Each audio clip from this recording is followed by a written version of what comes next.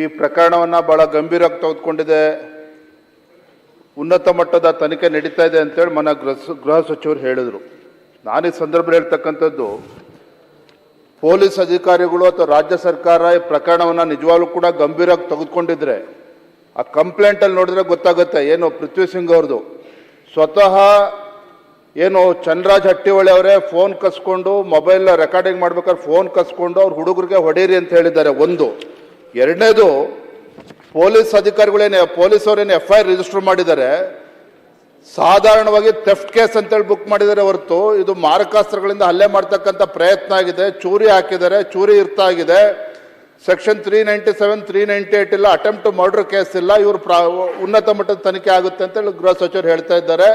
ನಾನು ನೇರವಾಗಿ ಸಂದರ್ಭ ನನ್ನ ಮಾನ್ಯ ಸಭಾಧ್ಯಕ್ಷರ ಮೂಲಕ ನಾನು ಹೇಳ್ತಕ್ಕಂಥದ್ದು, ಅಧಿವೇಶನ ನಡೀತಾ ಇರ್ತಕ್ಕಂಥ ಸಂದರ್ಭದಲ್ಲಿ ಈ ರೀತಿ ಹಾಡು ಹಗಲಿನಲ್ಲೇ ಒಬ್ಬ ಭಾರತೀಯ ಜನತಾ ಪಾರ್ಟಿ ಯಾವುದೇ ಪಕ್ಷದ ಕಾರ್ಯಕರ್ತ ಇರ್ಬೋದು, ಒಬ್ಬ ದಲಿತ ಮುಖಂಡರ ಮೇಲೆ ಈ ರೀತಿ ಸ್ವತಃ ಒಬ್ಬ ಆಡಳಿತ ಪಕ್ಷದ MLCನೇ ಈ ರೀತಿ ಈ ಮಟ್ಟಕ್ಕೆ ಇಳಿದಿದ್ದಾರೆ ಅಂತ ಹೇಳಿದ್ರೆ ಈ FIR ಕಾಪಿ ನೋಡಿದ್ರೆ ಗೊತ್ತಾಗುತ್ತೆ ರಾಜ್ಯ ಸರ್ಕಾರ ಅಥವಾ ಪೊಲೀಸ್ ಅಧಿಕಾರಿಗಳು ಎಷ್ಟು ಗಂಭೀರವಾಗಿ ತೆಗೆದುಕೊಂಡಿದ್ದಾರೆ ಅಂತಕ್ಕಂಥದ್ದು.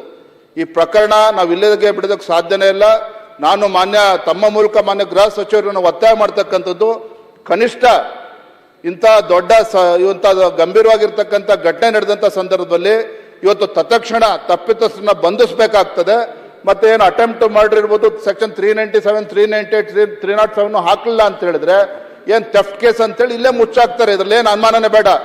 ನಾವು ಆಸ್ಪತ್ರೆಗೆ ಹೋದಂಥ ಸಂದರ್ಭದಲ್ಲಿ ಪೃಥ್ವಿ ಸಿಂಗ್ ನೋಡಿದಂಥ ಸಂದರ್ಭದಲ್ಲೇ ಅವನ ಮುಖದಲ್ಲ ಭಯದ ವಾತಾವರಣ ಎದ್ದು ಕಾಣ್ತಾ ಇತ್ತು. ಅದಕ್ಕೆ ಪೂರಕವಾಗಿ ನಾವೇನು ಪೊಲೀಸರ ತನಿಖೆ ಬಗ್ಗೆ ಅನುಮಾನವನ್ನು ವ್ಯಕ್ತಪಡಿಸಿದ್ವಿ, ಅದಕ್ಕೆ ಪೂರಕವಾಗಿ ಪೊಲೀಸರು ಕೂಡ ಬೇಕಾಬಿಟ್ಟಿ FIR ರಿಜಿಸ್ಟರ್ ಮಾಡಿರ್ತಕ್ಕಂಥದ್ದು ಮೇಲ್ನೋಟಕ್ಕೆ ಕಾಣ್ತದೆ. ತಮ್ಮ ಮೂಲಕ ಮಾನ್ಯ ಗೃಹ ಸಚಿವರು ನಾನು ಒತ್ತಾಯ ಮಾಡ್ತಾನೆ, ತಾವು ಗಂಭೀರವಾಗಿ ತೆಗೆದುಕೊಂಡಿದ್ದೇ ಆದರೆ ದಯವಿಟ್ಟು ಯಾರು ತಪ್ಪಿತಸ್ಥರಿದ್ದಾರೆ ತತ್ಕ್ಷಣ ಬಂಧಿಸಬೇಕು. ಮತ್ತೆ ಸೆಕ್ಷನ್ಗಳನ್ನ FIR ಅಲ್ಲಿ ಅದನ್ನ ಸೇರಿಸಬೇಕಾಗ್ತದೆ. ಇಲ್ಲ ಅಂತಾರೆ ಬೇಕಾಬಿಟ್ಟಿ ತನಿಖೆ ಮಾಡಿದ್ರೆ ಕ್ಲೀನ್ ಚಿಟ್ ಕೊಡ್ತೀರಿ, ನಾಳೆ ಇನ್ನೊಂದು ಜಿಲ್ಲೆಯಲ್ಲಿ ಇನ್ನೊಬ್ಬ BJP ಕಾರ್ಯಕರ್ತನಿಗೆ, JDS ಪಕ್ಷದ ಕಾರ್ಯಕರ್ತನಿಗೆ ಇನ್ಯಾರೋ ಪುಡಾರಿಗಳು ಹೊಡಿತಾರೆ. ಹಾಗಾಗಿ ಈಗಾಗಲೇ ದಿನನಿತ್ಯ ನಡೀತಾ ಇದೆ ಘಟನೆಗಳು.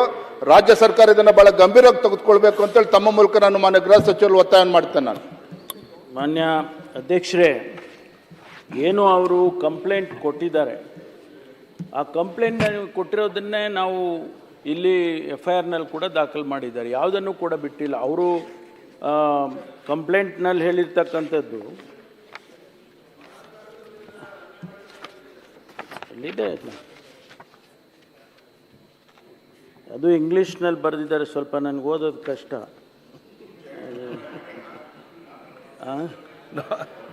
ಅಲ್ಲ ಆ ರೀತಿ ಇದೆ, ಅಲ್ಲೆಲ್ಲ ಅವ್ರು ಬರೆದಿದ್ದಾರೆ, ಯಾವುದು ಅವ್ರಿಗೆ ಗೊತ್ತಿರೋ ಭಾಷೆನಲ್ಲಿ ಬರೆದಿದ್ದಾರೆ. ನಾವು ಹೇಳೋಕ್ಕಾಗುತ್ತೆ ಇದರಲ್ಲೇ ಬರೀರಿ ಅಂತೇಳಿ? ಅದನ್ನೇ ಏನಾರು ಹೇಳ್ಕೊಟ್ಟಿದ್ರೆ ನೀವು ಬರಿಬೋದಾಗಿತ್ತು. ಮೊನ್ನೆ ಅಧ್ಯಕ್ಷರೇ,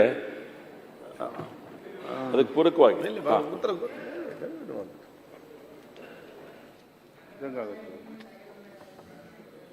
ಭಾಳ ಕಷ್ಟ ಬಿದ್ದು ಬರೆದಿದ್ದಾರೆ, ಅದಕ್ಕೆ ನನಗೂ ಕಷ್ಟ ಆಗಿದೆ ಓದೋದಕ್ಕೆ. I, Bhupendra Singh Ludhar, is residing on the above said address with my wife, children, 3 children, 2 sons and 1 daughter. Today on 4/12/23 at 4:50 p.m. evening, 4 people, namely Sudham Sujit Jadhav, right hand of Chandraj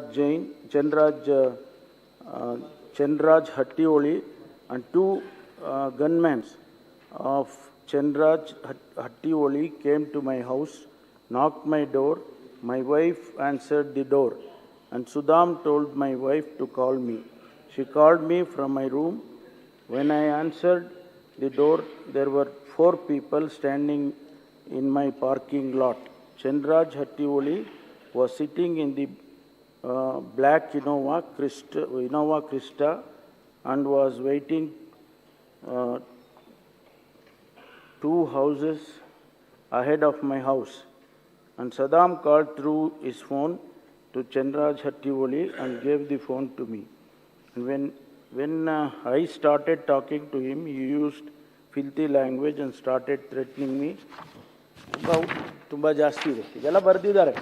ಇದರಲ್ಲಿ ಏನಿದೆ ಅದನ್ನೇ ಮಾನ್ಯ ಸಭಾಧ್ಯಕ್ಷ, ಒಂದೇ ಒಂದು ಮನವಿ. 2ನೇ ಪುಟದಲ್ಲಿ ಸ್ಟಾರ್ಟೆಡ್ ಮೈ ವಿಡಿಯೋ ಅಂತ ಇದೆ, ಆ ಪ್ಯಾರಾಗ್ರಾಫ್ ದಯವಿಟ್ಟು ಓದಬೇಕು ಅಂತೇಳಿ ಮನವಿ ಮಾಡ್ತೇನೆ. 2ನೇ ಕಂಪ್ಲೇಂಟಿನ 2ನೇ ಪುಟದಲ್ಲಿದೆ ಮಾನ್ಯ ಗೃಹ ಸಚಿವರು. Started video recording through my phone ಅಂತ ಹೇಳಿ ಅಲ್ಲಿದೆ. ಒಂದೇ ನಿಮಿಷ. Started video recording through my phone while recording Chandraraj Hattiholi grab my phone and then told his boys to beat me. So they started beating me with sharp object, bruised me on my hand and beat me. Started getting dizzy, I fell down. Then my wife saw me and started screaming and called my son Jasveer. They took me to the hospital and my treatment started. ಇದನ್ನೆಲ್ಲ ಗಮನದಲ್ಲಿ ಇಟ್ಕೊಂಡೇ ಈಗ ಪೊಲೀಸ್ನವರು ತನಿಖೆಯನ್ನು ಪ್ರಾರಂಭ ಮಾಡಿದ್ದಾರೆ. ಇದರಲ್ಲಿ ಯಾರನ್ನೂ ಕೂಡ ರಕ್ಷಣೆ ಮಾಡ್ತಕ್ಕಂಥದ್ದು ಯಾವುದೂ ಇಲ್ಲ ಮಾನ್ಯ ಅಧ್ಯಕ್ಷರೇ. ನಾವು ನಿರ್ದಾಕ್ಷಿಣ್ಯವಾಗಿ ಇದರಲ್ಲಿ ತನಿಖೆ ಮಾಡಿ ಯಾವ ಸೆಕ್ಷನ್ ಹಾಕಬೇಕು ಅಥವಾ ಯಾರಿಗೆ ಅರೆಸ್ಟ್ ಮಾಡಬೇಕು ಎಲ್ಲವನ್ನೂ ಕೂಡ ಖಂಡಿತವಾಗಿ ಮಾಡ್ತೇವೆ. ಯಾಕೆಂದರೆ ಇದನ್ನು ನಾವು ನೀವೆಷ್ಟು ಗಂಭೀರವಾಗಿ ತಗೊಳ್ತೀರೋ ಅಷ್ಟೇ ಗಂಭೀರವಾಗಿ ನಾವು ತಗೊಳ್ತೇವೆ. ಸದನ ನಡೀತಾ ಇದೆ, ಈ ಊರಿನಲ್ಲಿ ಇಂಥದ್ದನ್ನು ಆಗಬಾರ್ದು, ಎಲ್ಲೂ ಆಗಬಾರ್ದು. ಹಾಗಾಗಿ ಇದನ್ನು ಸರ್ಕಾರ ಗಂಭೀರ ತೆಗೆದುಕೊಳ್ತದೆ ಅಂತ ಹೇಳಿ ತಮ್ಮ ಮೂಲಕ ಮಾನ್ಯ ಸದಸ್ಯರುಗಳಿಗೆ ತಿಳಿಸೋಕೆ ಬಯಸ್ತೇನೆ. ವಿಜೇಂದ್ರ ಅವರು ಏನು ವಿಷಯ ಪ್ರಸ್ತಾಪನೆ ಮಾಡಿದ್ರು ಅದಕ್ಕೆ ನಮ್ಮ ಆಕ್ಷೇಪಣೆ ಏನು ಅಂತ ಕೇಳಿದರೆ, ಮಾನ್ಯ ಗೃಹ ಸಚಿವರ ಉತ್ತರದಲ್ಲೇ ಇದೆ, ಹರಿತವಾದಂಥ ಆಯುಧದಿಂದ ಕೈಗೆ ಹೊಡೆದು ದೌರ್ಜನ್ಯ ಎಸಗಿದ್ದಾರೆ ಎನ್ನುವಂಥ ಎಲ್ಲ ಸಂಗತಿಗಳನ್ನು ಹೇಳಿದ್ದಾರೆ. ಇಷ್ಟೆಲ್ಲ ದೌರ್ಜನ್ಯ ಆದಾಗಲೂ ಕೂಡ 307 ಯಾಕೆ ಹಾಕಲಿಲ್ಲ ಅಂತ, ಮತ್ತು ಗಂಭೀರವಾಗಿ ತೆಗೆದುಕೊಂಡಿದ್ದೀವಿ ಅಂತ ಹೇಳಿದ ನಂತರ ಒಬ್ಬರೇ ಅರೆಸ್ಟ್ ಇಲ್ಲಿಯ ತನಕ ಆಗಲಿಲ್ಲ. ಒಬ್ಬ MLC 2 ಜನ ಗನ್ಮ್ಯಾನ್ಗಳು ಇವರೆಲ್ಲರೂ ಕೂಡ ಬಂದು ಹಲ್ಲೆ ಮಾಡಿದ ನಂತರವೂ ಕೂಡ ಒಬ್ಬ ಕಾರ್ಯಕರ್ತನಿಗೆ ನಮಗೆ ರಕ್ಷಣೆ ಸಿಗೋದಿಲ್ಲ ಅಂತಂದ್ರೆ ಇದನ್ನ ಏನು ಸರ್ಕಾರ ಏನು ಅನ್ಕೊಳ್ಬೇಕು? ಒಬ್ಬ ದಲಿತರ ಮುಖ ಅದನ್ನೆಲ್ಲ ಹೇಳಿದ್ರು. ನಾವು ಸರ್ಕಾರವನ್ನು ಆಗ್ರಹಿಸುವಂಥದ್ದು 307 ಯಾಕೆ ಹಾಕಲಿಲ್ಲ, ಇಲ್ಲಿಯ ತನಕ ಯಾರನ್ನು ಬಂಧಿಸ್ತಿಲ್ಲ? ಹಾಗಾದ್ರೆ ಪೊಲೀಸ್ ಇಲಾಖೆ ಆರೋಪಿಗಳನ್ನ ಪತ್ತೆ ಹಚ್ಚೋದ್ರಲ್ಲಿ ವಿಫಲ ಆಗಿದೆಯಾ ಅಥವಾ ಅವ್ರ ಜೊತೆಗೆ ಅಡ್ಜಸ್ಟ್ಮೆಂಟ್ ಮಾಡ್ಕೊಂಡಿದ್ದೀರಾ ಏನು ಅನ್ನೋದು ಸ್ಪಷ್ಟ ಆಗ್ಬೇಕಲ್ಲ. ಚಂದ್ರರಾಜ್ ಹಟ್ಟಿಹೊಳಿಯವರು ಅವರ ಸಹಚರತೆ ಹೋಗಿ ಚಾಕು ತಗೊಂಡು ಯಾವುದೋ ಕೋಳಿ ಕುರಿನ ಕುಯ್ದ್ರೆ ನಮ್ಗೇನು ಬೇಸರ ಆಗ್ತಿರ್ಲಿಲ್ಲ. ಇಲ್ಲಿ ಹೋಗಿ ಚಾಕುವನ್ನ ಹೊಟ್ಟೆಗೆ ತಿವಿದಿರ್ತಕ್ಕಂಥದ್ದು ಒಬ್ಬ ನಮ್ಮ ಪಕ್ಷದ ಕಾರ್ಯಕರ್ತನ ಬಗ್ಗೆ. ಆದರೆ ಗಂಭೀರವಾಗಿ ತೆಗೆದುಕೊಂಡಿದ್ದಾರೆ ಅಂತ ಹೇಳಿದ್ರೆ ಮೊನ್ನೆ ಸುನೀಲ್ ಕುಮಾರ್ ಹೇಳಿದಾಗೆ ಸೆಕ್ಷನ್ 307, 397, 398 ಹಾಕೋ ಪ್ರಶ್ನೆ ಅದು ಹಾಕಲೇಬೇಕಾಗಿತ್ತು. ಮಾನ್ಯ ಸಭಾಧ್ಯಕ್ಷರನ್ನು ದಯವಿಟ್ಟು ನಾನು ವಿನಂತಿಯನ್ನು ಮಾಡ್ತಕ್ಕಂಥದ್ದು, ಬರಗಾಲದ ಚರ್ಚೆ ನಡೀತಾ ಇದೆ. ಇದು ಚರ್ಚೆ ಸಸೂತ್ರವಾಗಿ ಇವತ್ತು ಸದನ ನಡಿಬೇಕಾಗಿದೆ. ಅದಕ್ಕೆ ನಮ್ಮ ಸಂಪೂರ್ಣ ಅದಕ್ಕೆ ಸಹಕಾರ ಇರ್ತದೆ. ಆದರೆ ಈ ವಿಚಾರವನ್ನು ಗಂಭೀರವಾಗಿ ತೆಗೆದುಕೊಂಡು ಇದಕ್ಕೆ ಇತಿಶ್ರೀ ಹಾಡಲೇಬೇಕು ಅಂತ ಹೇಳಿದ್ರೆ ದಯವಿಟ್ಟು ಸೆಕ್ಷನ್ ಪರಿಗಣಿಸಲೇಬೇಕಾಗ್ತದೆ. ಇಲ್ಲ ಅಂತಂದ್ರೆ ಕಷ್ಟ ಆಗ್ತದೆ. ಮಾನ್ಯ ಸಭಾಧ್ಯಕ್ಷನ ವಿನಂತಿಯನ್ನು ಮಾಡ್ತಾ ಇದ್ದೇನೆ. ಮಾನ್ಯ ಅಧ್ಯಕ್ಷರೇ, ಇನ್ನೊಂದು ಸಂಗತಿ ಅದಕ್ಕೆ ಪೂರಕವಾದ್ದು ನಾನು ಹೇಳಿದೆ ಅಧ್ಯಕ್ಷರೇ, ಇದಕ್ಕೂ ಸೇರಿಸಿ ಹೇಳ್ಬಿಡಿ. ತನಿಖೆ ನಡೀತಾ ಇದೆ ಅಂತ ಹೇಳ್ತಾ ಇದ್ದೀನಿ. ತನಿಖೆ ಆದ್ಮೇಲೆ ನಾವು ಯಾವ ಸೆಕ್ಷನ್ ಬೇಕಾದ್ರೂ ಹಾಕ್ತಿವಿ, ಯಾರನ್ನ ಬೇಕಾದ್ರೂ ಅರೆಸ್ಟ್ ಮಾಡ್ತಾರೆ. ತನಿಖೆನಲ್ಲಿ ಏನ್ ಫಲಿತಾಂಶ ಬರುತ್ತೆ ಅದನ್ನ ನೋಡ್ಕೊಂಡು ಮುಂದುವರಿತೀವಿ. ಮಾನ್ಯ ಅಧ್ಯಕ್ಷರೇ,